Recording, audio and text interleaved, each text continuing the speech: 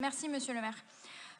Cette délibération vise à mettre gratuitement à disposition des locaux municipaux dans le cadre d'un tournoi de football intercité organisé par l'association H-Cup du 11 juin au 17 juillet 2021.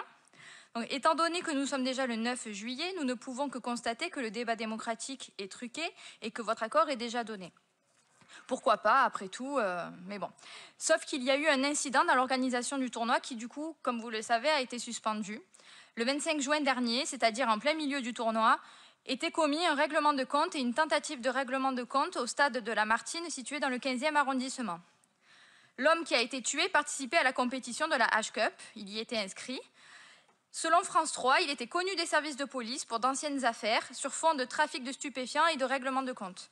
Il avait été mis en cause dans 2 affaires très médiatisées, un dossier ultra sensible, celui des Blacks contre Gitans, et dans un triple règlement de compte sanglant dans un tunnel des quartiers nord de la ville.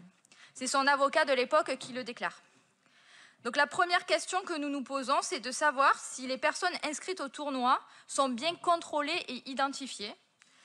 Vous me direz que malgré ces condamnations, il avait le droit de participer à un tournoi, sauf que les faits se sont déroulés devant de nombreux spectateurs. Chers collègues.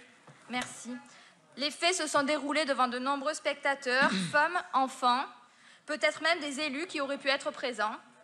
Monsieur Edi Ramdan, qui apparemment a suivi la H-Cup, aurait pu être sur place aussi au moment du règlement de compte, donc en première ligne. Donc ce qui m'emmène à la seconde question.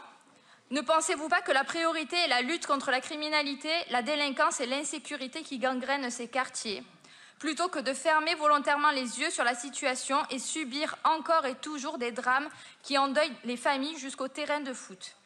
La politique appliquée à Marseille, et notamment par certains élus en place dans les quartiers nord depuis des années, qui déclarent en conseil d'arrondissement comprendre la haine des jeunes, n'est pas la bonne.